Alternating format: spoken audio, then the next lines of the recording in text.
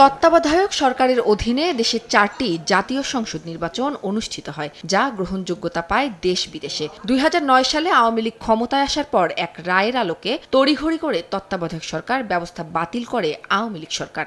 সংশোধনী আনা হয় সংবিধানে। আইনজীবীরা বলছেন, তত্ত্বাবধায়কের বিধান বাতিল হওয়ায় দেশের গণতন্ত্র ও নির্বাচন ব্যবস্থা ধ্বংস হয়ে যায়। 5 আগস্টের পট পরিবর্তনের পর তত্ত্বাবধায়ক সরকার ব্যবস্থা ফেরাতে আইনি লড়াই শুরু করে বিএনপি, জামাত সহ কয়েকটি পক্ষ। দুদিন শুনানি শেষে আপিলের অনুমতি দেন সর্বোচ্চ আদালত।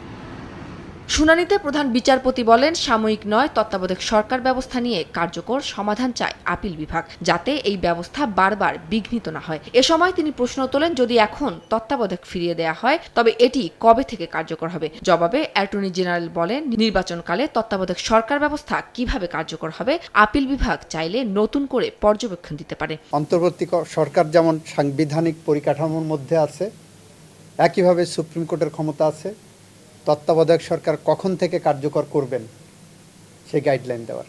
এটা আমি কোর্টকে বলেছি যে আপনাদের সামনে যখন রিভিউ আছে, এই রিভিউয়ের মাধ্যমে আপনারা যে কোনো প্রশ্নের মীমাংসা করতে পারবেন এবং ইন্টারিম গভর্নমেন্ট তার মতো করে তার স্কিম ফুলফিল করবেন।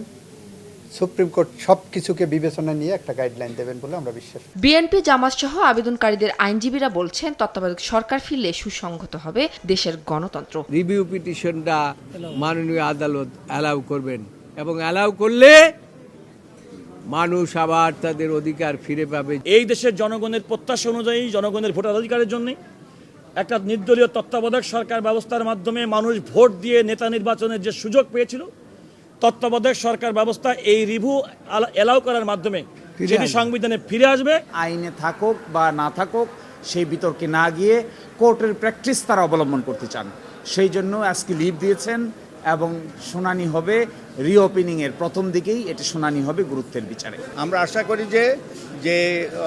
যে ত্রয়োদশ সংশোধনী মামলার আপিল বিভাগের রায়টা বাতিল হবে। তত্ত্বাবধায়ক সরকারের বিধান বাতিল করে গণতন্ত্র এবং রায় নিয়ে প্রতারণা করায় সাবেক প্রধান বিচারপতি খয়রুল হকের বিরুদ্ধে আরও মামলা হওয়া উচিত বলে মনে করেন বিএনপির আইনজীবীরা। উম্মে হানি, সময় সংবাদ, ঢাকা।